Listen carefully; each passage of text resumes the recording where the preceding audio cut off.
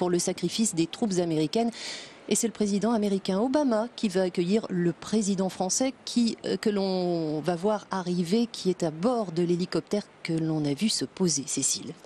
Oui, alors ce cimetière s'étend sur 70 hectares. Il surplombe la plage d'Omaha Beach. 9387 soldats américains y sont enterrés. Le cimetière a été inauguré en 1956 et en fait il est organisé de manière à ce que de n'importe quel angle que vous soyez dans le cimetière, vous voyez qu'une seule rangée en fait parfaitement alignée de pierres blanches. Donc une sobriété qui a une forte charge émotionnelle. Il faut savoir que c'est l'endroit le plus visité de l'espace historique de la bataille de Normandie. Il reçoit plus d'1 million de visiteurs chaque année de toute nationalité. S'y trouve aussi un jardin du souvenir où les noms de 1557 soldats dont les dépouilles n'ont pas été retrouvées sont gravés sur un mur. Alors, Cécile, en 2 mots, comment va se dérouler cette cérémonie? Donc vous le disiez, Barack Obama va accueillir son homologue français, le président François Hollande, puis seront joués les 2 hymnes nationaux des États-Unis et de la France. Ensuite, François Hollande prendra la parole, suivi d'une intervention de Barack Obama. Ensuite, il y aura un dépôt de gerbes qui sera effectué sous le son de 21 coups de canon. Et puis, à la fin de cette cérémonie, l'US Air Force va survoler les lieux. En hommage, il faut rappeler justement que l'aviation américaine avait été très fortement mobilisée le 6 juin 1944 pour le débarquement. Alors pour mémoire, ce qui va être commémoré ici, c'est le débarquement sur les plages de Utah et Omaha. 2 scénarios totalement différents. Sur Utah, eh bien, les Américains ont été un peu trompés par les forts courants et la 4e division d'infanterie américaine a débarqué vers 6h30 à 2 km au sud de son objectif du fait de forts courants côtiers. Cette erreur leur a profité au final puisqu'ils ont débarqué dans un secteur qui était moins bien défendu. Et c'est donc une chance puisque finalement on peut dire une chance relative, évidemment on prend des précautions avec les mots qu'on utilise, mais il n'y a eu que 200 morts à Utah Beach justement par rapport aux milliers de morts sur Omaha Beach. On voit à présent le président américain Barack Obama arriver sur les lieux. Mesdames, messieurs, nous vous demandons de bien vouloir regagner vos places. La cérémonie binationale franco-américaine à l'occasion du 70e anniversaire du jour J va bientôt commencer. Veuillez s'il vous plaît éteindre vos téléphones portables durant tout son déroulement. Alors pour revenir à ce concours de circonstances pour le débarquement sur Utah, eh bien une autre chance pour les soldats américains. Ils étaient commandés par le seul général déployé lors de la première vague d'assaut. Il s'agissait de Theodore Roosevelt, fils aîné du président des États-Unis du même nom, Theodore Roosevelt, disparu en 1919. Et petit cousin du président des États-Unis en exercice, Franklin Delano Roosevelt. Et c'est lui qui a donc décidé, je vous en prie, c'est lui qui a donc décidé de mener la bataille, tant pis, depuis leur point de débarquement, même si celui-ci était décalé de 2 km, eh bien, il a emmené ses hommes vers l'intérieur des terres directement, un choix que n'aurait peut-être pas eu l'audace de prendre un soldat moins gradé que lui. Alors l'ironie de l'histoire, c'est que ce général Roosevelt est décédé quelque temps après, un peu plus d'1 mois plus tard, le 12 juillet 1944 en Normandie, non pas sous le feu de l'ennemi, mais victime d'une crise cardiaque. Et il repose dans ce cimetière américain aux côtés de son frère qui est le seul combattant de la Première Guerre mondiale à y être enterré. Mais c'était là le vœu du général Roosevelt. On dit aussi que les deux des frères Neeland, dont l'histoire a inspiré le scénario du film Il faut sauver le soldat Ryan, reposent également au cimetière américain de Colville. Et là, vous le voyez sur ces images, sur la droite de votre écran, ce mémorial en demi-cercle, au centre duquel se trouve une statue de bronze qui représente, je cite, l'esprit de la jeunesse américaine s'élevant des flots. Voilà, c'est la statue que vous pourrez, on ne la voit plus à présent, mais qui est au centre de ce mémorial en arc de cercle.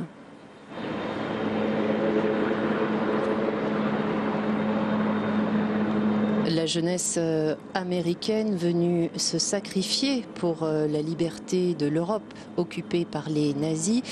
Et pourtant, 70 ans après, la polémique toujours, ou en tout cas on s'attaque à un tabou, celui du viol des femmes françaises lors du débarquement. François Hollande leur a rendu hommage lors de la cérémonie nationale en hommage aux victimes civiles. Cécile, c'est une Américaine qui a révélé cette face cachée moins glorieuse du débarquement. Voilà, tout à fait. Une historienne, Mary Louise Roberts, qui a écrit un livre consacré justement aux aventures sexuelles des GIs lorsqu'ils sont arrivés sur le sol français. Ça écorne un petit peu l'image du libérateur américain. Bien sûr, ça nuance un petit peu les choses. Il faut dire que la France, en tout cas les Françaises, étaient vues comme des femmes faciles par les GIs et on leur vantait un petit peu aussi cela pour les galvaniser, pour oublier l'horreur qu'ils devaient affronter, sans doute pour leur donner un but. C'est en tout cas la thèse qui est défendue par cette historienne américaine, Mary Louise Roberts, qui a donc écrit le livre Des GIs et des femmes, amour, viol et prostitution à la libération. C'est aux éditions du Seuil.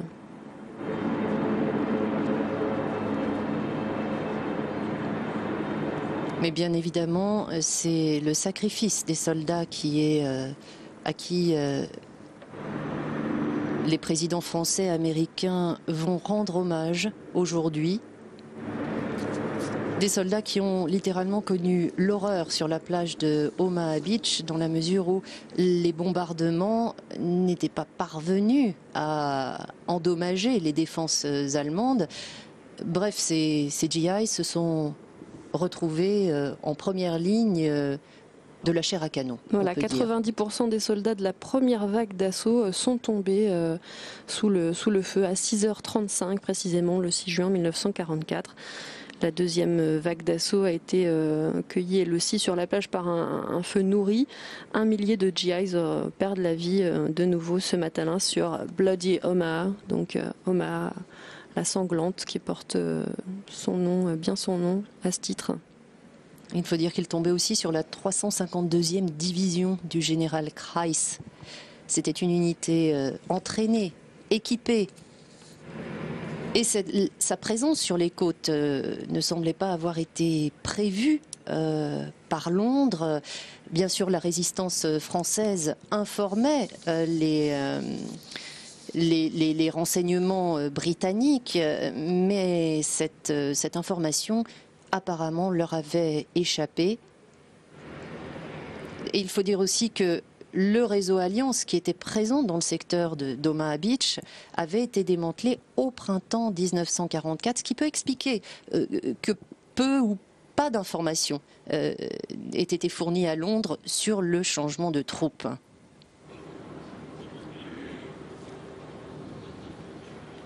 Donc imaginez, les hommes de la première vague d'assaut débarquent sur une plage où le système défensif allemand est pratiquement intact. Ils tombent par centaines, des péniches s'enflamment, sombres, et il faut aller vite parce que la marée monte. Et quand la marée monte, elle recouvre les obstacles. Mines, barbelés. Et à cause de la houle, cette météo terrible, ce 6 juin 1944, non pas comme aujourd'hui, 70 ans après, où le soleil brille sur la Normandie, eh bien, à cause de la houle, les chars amphibies qui ont été lancés trop loin du rivage coulent. Et donc, ils ne peuvent pas venir appuyer les unités d'infanterie. Et lorsque la deuxième vague d'assaut arrive à 7 heures, eh bien, la première vague est toujours clouée sur place, ce qui ne fait qu'accroître l'encombrement et la confusion qui règne sur cette plage avec cette marée montante qui la réduit de plus en plus. Les hommes s'y entassent sous le feu ennemi. Les blessés qui sont abandonnés sont noyés. Et les embarcations qui tentent d'éviter les pièges se télescopent. D'autres explosent sur des mines cachées par la marée.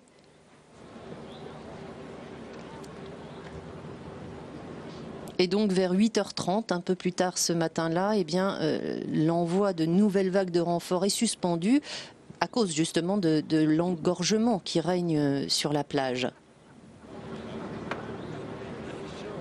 Dans beaucoup de récits, en tout cas, de témoignages des soldats qui ont participé à ce débarquement, on note un sentiment de solitude qui primait d'abord, de ces très jeunes hommes qui se sentaient seuls sous le feu nourri, pour qui c'était vraiment le baptême du feu au sens littéral du terme. Certains témoignent, disent qu'il y avait un certain sentiment d'excitation, mais en même temps de peur avant de débarquer sur ces plages, y compris pour les parachutistes, notamment qui ont été parachutés au-dessus de Caen pour neutraliser les ponts, les voies d'accès.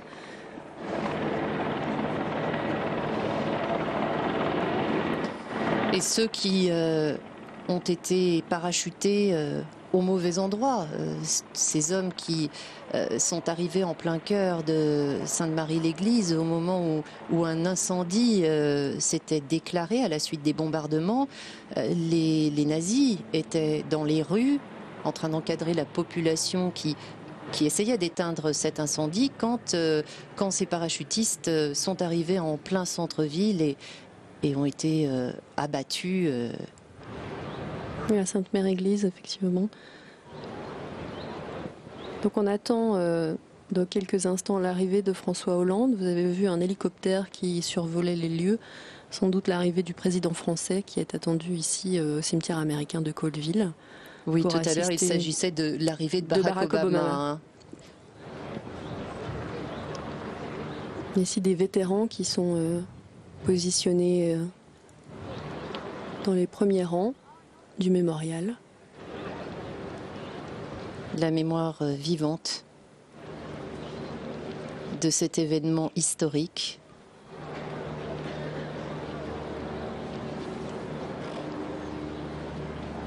Et les plus jeunes d'entre eux, je vous le rappelle, ont à peine plus de 80 ans.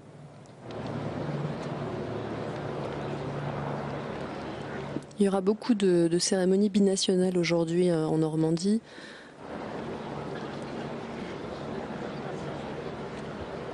Pour rendre hommage aux différentes nationalités, aux différentes divisions des différents pays qui ont participé à ce débarquement. Alors pour revenir sur l'histoire du débarquement des troupes américaines, on parle beaucoup de Utah et Omaha bien sûr, mais entre ces deux plages, eh bien, il y avait la pointe du Hoc qui était réputée être l'ouvrage fortifié le plus dangereux de cette zone d'assaut. Et il faut dire que cette batterie d'artillerie aurait pu gêner le débarquement à la fois sur les côtes d'Omaha Beach et sur celles d'Utah.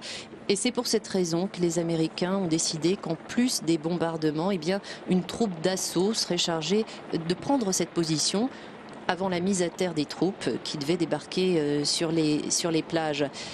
Alors, cet assaut avait été confié au colonel Rudder et à son 2e bataillon de Rangers. Vers 4h30 le matin du 6, les 225 Rangers du colonel Rudder partent en direction de la pointe dans 10 péniches d'assaut. Ils sont accompagnés de 2 péniches de matériel, de 4 camions amphibies. Leur arrivée était prévue à 6h30, au moment où cesseraient les tirs de la marine. Mais du fait d'une erreur de navigation, là encore due aux conditions météorologiques difficiles, eh bien leur intervention a été retardée de près de 40 minutes, ce qui a permis aux Allemands de se ressaisir après les tirs de la marine.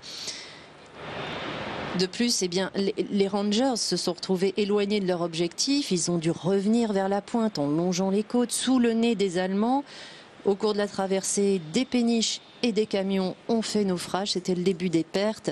Ils n'ont pu intervenir qu'à 7h10 seulement.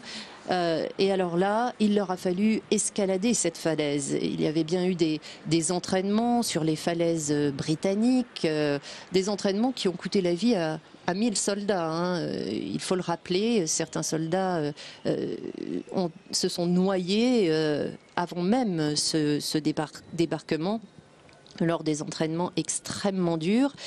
Cette escalade a commencé donc de toutes parts et avec des lance-fusées, ils ont propulsé des grappins attachés à des cordes à nœuds. Les Allemands, eux, au bord de la falaise, jetaient des grenades sur les hommes, tiraient à la mitraillette, tentaient de couper les cordes.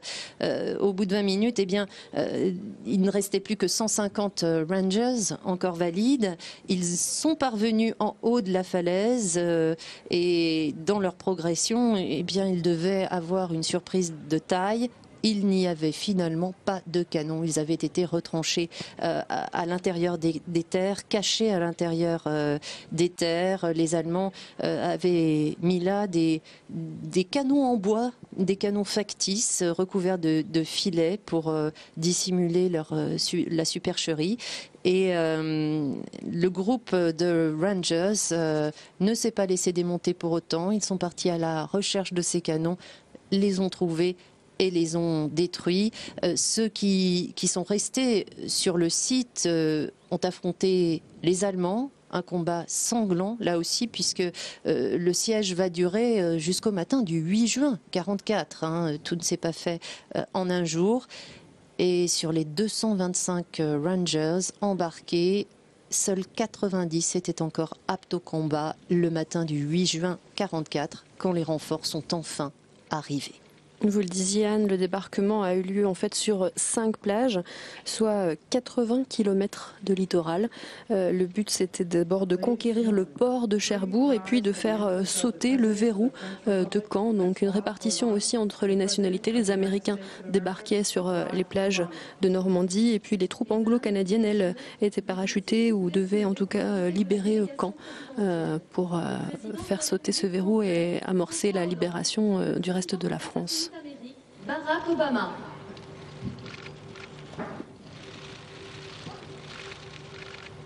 Voilà, les présidents français et américains marchant côte à côte. Des tensions entre la France et les États-Unis en ce moment. L'affaire de la BNP Paribas poursuivie par la justice américaine et que Hollande comptait aborder avec son homologue américain, mais Barack Obama, depuis Bruxelles, avant de se rendre à Paris, a précisé qu'il ne souhaitait pas s'immiscer dans les affaires de justice.